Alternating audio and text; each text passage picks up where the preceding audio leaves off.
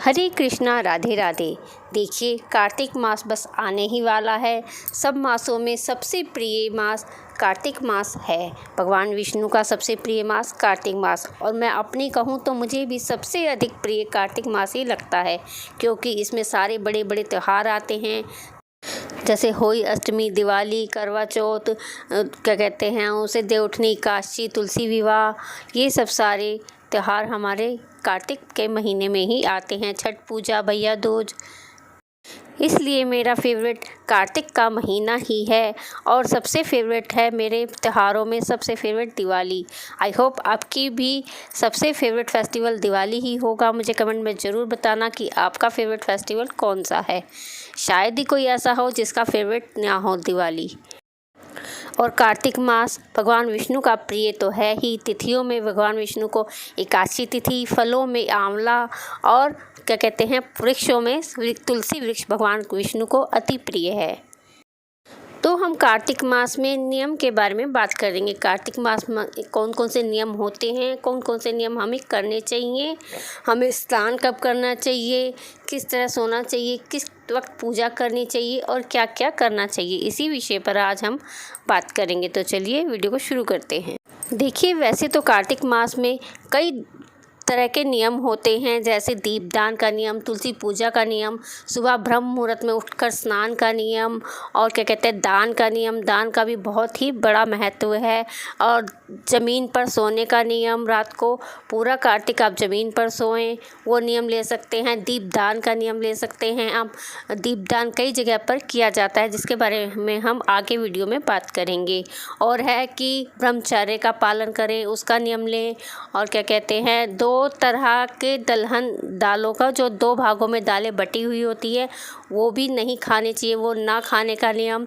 कार्तिक मास में तेल ना लगाने का नियम। हमें शरीर पर कार्तिक मास में तेल भी नहीं लगाना चाहिए। आप चाहें तो ये नियम भी ले सकते हैं।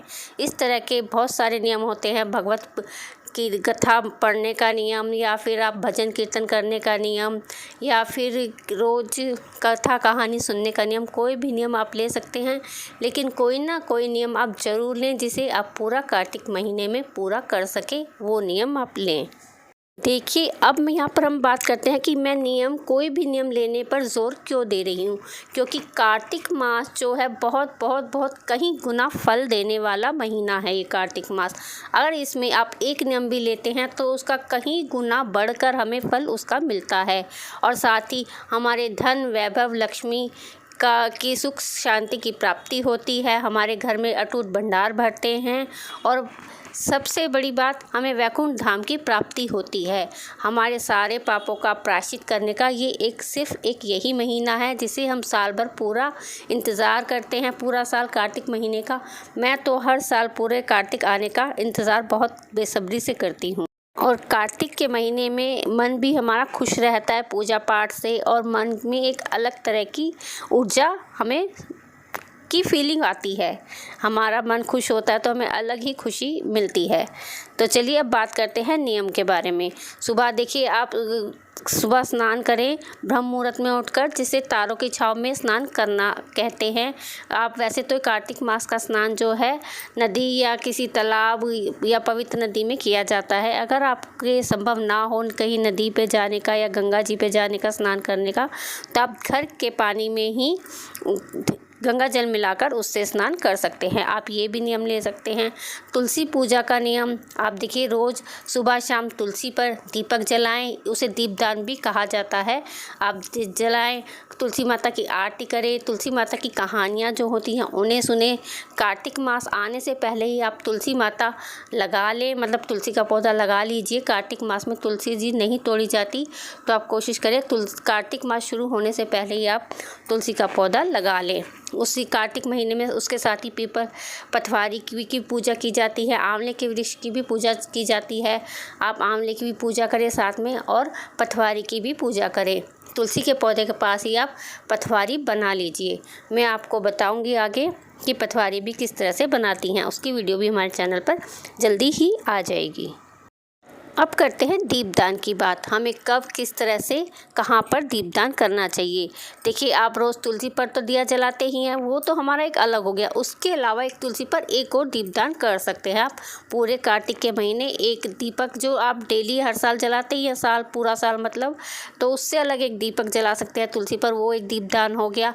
खुले आकाश में दीप जलाना, जैसे देखिए आप छत पर दिया जला सकते हैं, वो खुले आकाश में, उसे खुले आकाश में दीपदान करना कहते हैं। देवालय में या चौराहे पर, देवालय यानी मंदिर में जाकर आप रोज़ शाम को दीपक जलाएं तो वो भी दीपदान ही होता है। या फिर किसी गाय के पास जलाएं, मतलब गौशाला में आप दीपदान कर सकते हैं, वहाँ पर भी जला सकते हैं। चौराहे पर डेली शाम को दीप जलाएं। तो आप देखिए, ये चौराहे पर मंदिर में डेली नहीं हो पाता है तो आप तुलसी पर ज़रूर दीपदान करें। एक जो पूरा साल आप जलाते हैं वो तो जलाएं, उसके साथ एक दिया और जलाएं। आप ये दीपदान अपने बच्चों से भी करवा सकते हैं, अपने नाम का अलग जलाएं, आप बच्चों से अलग जलवाएं। जितने दिन हो सके, पूरा महीना नहीं सही, 2, 4, 6, 8, 10 दिन, जितना हो सके उतना दीपदान करा दीजिए। ना करने से अच्छा है कि कुछ कर ले, तो इसलिए कुछ ना कुछ ज़रूर करें। अगर आप ये सोचें सुबह हम नहीं उठ सकते, ठंडे पानी से नहीं नहा सकते, तो कोई बात नहीं, आप गर्म पानी से नहाइए, लेकिन सुबह कार्तिक महीने में ब्रह्म मुहूर्त में स्नान ज़रूर करें।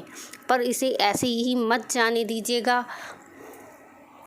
अब कर लेते हैं दान की बात। देखिए, आप कार्तिक के महीने में कुछ भी दान कर सकते हैं। सर्दियाँ आ जाती हैं, गर्म कपड़ा, फल, सब्जी या कोई भी पैसे, दक्षिणा दान, अगर आप ये सब दान नहीं कर सकते, देखिए हर कोई इस तरह का दान करने में सक्षम नहीं होता है, तो आप दीप जलाने का दान ले सकते हैं। दीप भी आप पूरा महीना नहीं जला सकते हैं। देखिए, घी तेल में भी हर कोई सक्षम नहीं होता है। आप शुद्ध देसी घी का दीपक जलाइए। अगर वो नहीं जला सकते हैं तो आप तिल के तेल का भी दिया जला सकते हैं।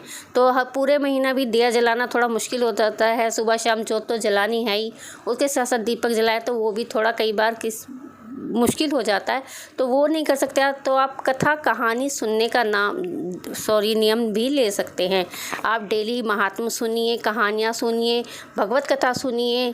आप वैसे बैठकर नहीं सुन सकते तो फ़ोन में भी आप सुन सकते हैं, सुन भी सकते हैं, कह भी सकते हैं, जैसे भी आपको ठीक लगे वैसे ही आप कथा कहानी सुनने का नियम ले सकते हैं। ब्रह्मचर्य का पालन करें और धरती पर सोने का नियम भी ले सकते हैं। ज़मीन पर आप शयन करें रात्रि में और सुबह जल्दी उठकर ब्रह्म मुहूर्त में आप कार्तिक स्नान कर सकते हैं। ये नियम भी आप ले सकते हैं।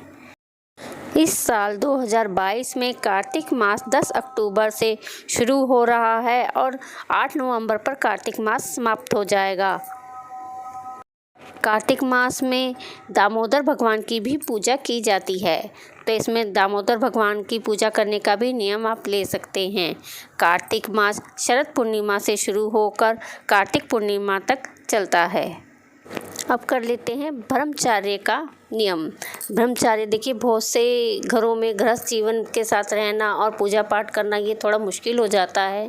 पंडितों, ऋषि, ब्राह्मणों वगैरह के लिए तो थोड़ा फिर भी आसान है, लेकिन जो हम परिवार के साथ आजकल रहते हैं तो उसमें नियम थोड़े मुश्किल हो जाते हैं उन्हें करना।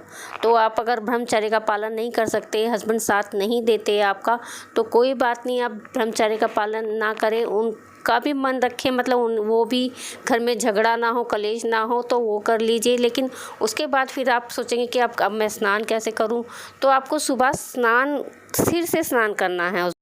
उस दिन आपको फिर अगले दिन आपको सिर धोकर नहाना है। थोड़ी सी मेहनत ज़्यादा लगेगी, लेकिन आपका कार्तिक का जो है स्नान का, ब्रह्म मुहूर्त में उठने का, स्नान का, पूजा का नियम वो नहीं टूटेगा। तो आप इस तरह से कर सकते हैं। आप ब्रह्मचर्य का पालन का नियम नहीं ले सकते तो बाकी नियम है आप वो ले सकते हैं, तो कोई बात नहीं। तो आप इस तरह से अपने कार्तिक माह में अपना पुण्य अर्जित कर सकते हैं।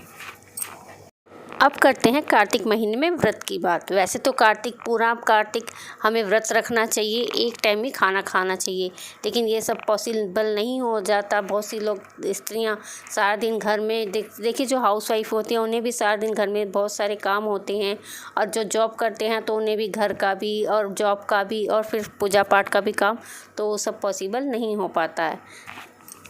तो इसलिए ज़रूरी नहीं है कि आप पूरा महीना व्रत रखें, एक ही टाइम खाना खाएं, ऐसा कोई ज़रूरी नहीं है। आप बिना व्रत रखे भी आप कार्तिक के नियम, बाकी नियम कर सकते हैं और कार्तिक का स्नान कर सकते हैं। और अगर आप देखिए पूरा कार्तिक कोई भी आप नियम नहीं ले सकते, ना दीपदान, ना पूजा, तुलसी का, कहानी सुनने का, महात्म सुनने का कोई भी नहीं ले सकते। तो आपके लिए एक सरल उपाय और भी है। कार्तिक महीने के लास्ट के 5 दिन, आखिरी के जो 5 दिन होते हैं वो एकादशी से शुरू होकर पूर्णिमा तक ख़त्म होते हैं। उन 5 दिनों में अगर आप स्नान करते हैं तो आपको पूरे कार्तिक महीने का पुण्य मिलता है। मतलब 5 दिन नहाने से आपको पूरे कार्तिक महीने के नहाने का, स्नान के बराबर पुण्य मिल जाता है। आप आराम से 5 दिन में कार्तिक के सारे महात्म भी सुन सकते हैं, कहानियाँ भी सुन सकते हैं, तुलसी की पूजा भी 5 दिन तो आप कर ही सकते हैं, ब्रह्मचर्य का पालन भी कर सकते हैं। और उन्हीं 5 दिनों में आप गौशाला में, मंदिर में, अपने तुलसी पर, आकाश में दीपदान भी कर सकते हैं। और क्या कहते हैं उसे, वैसा आप दान भी कर सकते हैं, दीप का दान भी और वैसा दान भी, अन्न का, वस्त्र का, ये सब दान भी कर सकते हैं। तो आप इसलिए कोशिश करें, आप पूरा कार्तिक नहीं करें तो ये 5 दिन तो आप ज़रूर करें। इन्हीं आखिरी के 5 दिनों में तुलसी विवाह भी आता है और आप पूरे साल के दीपदान का भी नियम उसी में कर सकते हैं। तो आई होप आपको मेरी यह वीडियो पसंद आई होगी। अगर वीडियो पसंद आई हो तो प्लीज़ चैनल को लाइक करें और वीडियो को ज़्यादा से ज़्यादा शेयर करें और चैनल को सब्सक्राइब करना भी ना भूलें। कार्तिक महीने से जुड़ा या फिर स्नान से या तुलसी पूजा से या कोई भी और चीज़ से जुड़ा आपका कोई भी क्वेश्चन है या आपको कोई भी डाउट है तो प्लीज़ मुझे कमेंट करके आप पूछ सकते हैं। तो चलिए मिलते हैं नेक्स्ट वीडियो में। तब तक के लिए हरे कृष्णा, राधे राधे।